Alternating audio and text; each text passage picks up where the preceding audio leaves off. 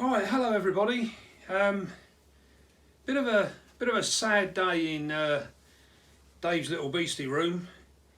It's always a sad day when you have the death of a spider.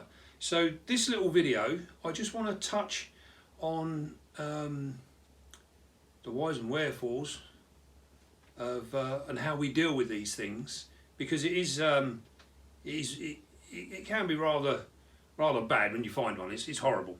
So anyway, what I'd like to say is we came in today and we found one of our adult versicolors, our avicularia versicolor, the Martinique pink toe. We had an adult female, and she was dead in her tank. Now this female I raised from a sling, so she's around about 3.5 years old now, and she'd recently been mated as well. Only the beginning, well, last month she was mated. Now I'm pretty sure this has got nothing to do with her death, because it's just too early on in the gestation period for this particular spider. She's got a long way to go before she starts plumping up and what have you. So so we found her, and here she is, and we got absolutely no reason, there's no rhyme or reason as to why she has died. Now she had cocooned herself inside her in her tank, and she'd been feeding, been doing everything perfectly well. Now, so we got no idea as to why she's died whatsoever. Now, one of the things I see posted up online a lot when people lose a spider, straight away they start doubting their husbandry and what they do and what they've done.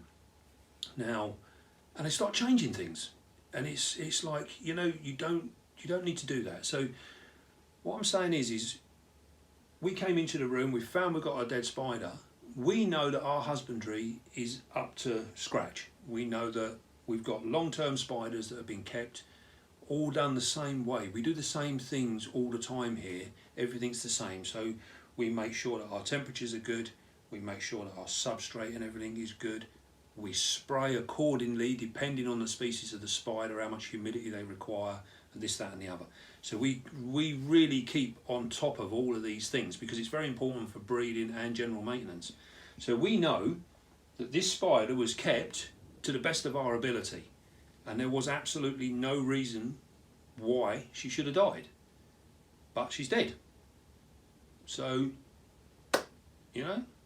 what do we change? Well, I'll tell you what we change. We change absolutely nothing. Nothing at all.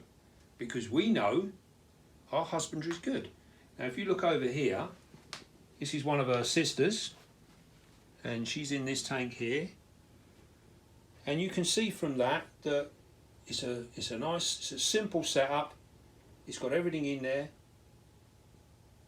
Temperature in our room is right for these spiders. And we can maintain this environment really easily. Now I know that a lot of people are fully aware that the avicularias can be a little bit awkward to keep at times, but generally speaking, these guys they're not that bad. Once you get your head around them, they're not that bad. So we've got a death with no reason, and that is purely all it is. So if you have a spider that dies for no apparent reason, and you know that you've done your husbandry correctly, you know you've done everything right, the food was there, temperatures were good, all the rest of it, don't be tempted to change. Don't be looking at yourself thinking you have failed, because that's not necessarily always the case. If you've changed things drastically in the past couple of weeks, then you can sit there and think to yourself, oh wow, hang on a minute, I should have perhaps not done this, or I shouldn't have done that, or did I give it too much water, did I spray too heavily, was there ventilation in the tank, all these things. If you've been keeping it long term, as we have with this one, she was 3.5 years old in our care, we know full well that she's been looked after correctly. So there's no reason for us to change anything we've done. This is just an unfortunate event, and this is what I'm trying to get across to you. It's not always down to you as a keeper that this particular spider or whatever it might be has died. It's not always the case. Sometimes these things just happen. It's life. and we have to get used to that. We've got to get around it.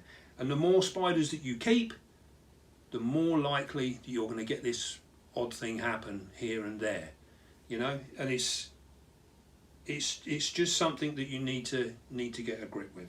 So, as heartrending as this is, because this was part of our breeding project, we have got another 2 females that are gravid as we speak. Hopefully, fingers crossed with them.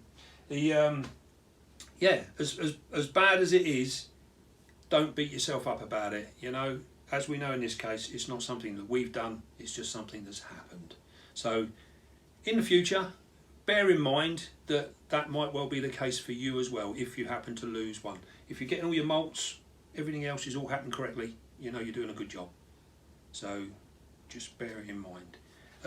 One other thing I did today,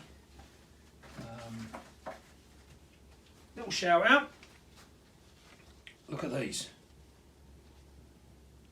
Aren't these absolutely lovely? Vertopedia, anonymous teas. I need my glasses here, can't see. Camera woman's no help. And Exotics Empire. Aren't these absolutely amazing stickers? Now go and check these out. Check these guys out. Well worth a look. Very active on Facebook as well. So go and have a look at them. I'm really impressed with these. So right, so that's a bit of a happier note, a happier ending. And right, so with that, hopefully that would have sort of made a little bit of sense. Bit of a strange video to do, but I think it's important. You know, these things do happen, and a lot of people shy away from it. They hide it. They don't let you know. You know, we're not like that here. If we have a disaster or a death or anything else, it's important that we share it, and we share the reasons why these things are happening. You know, we're not all untouchable. This does happen, and for no apparent reason. So, right, just remember, be calm, be gentle, and love your spiders. I'll see you again soon.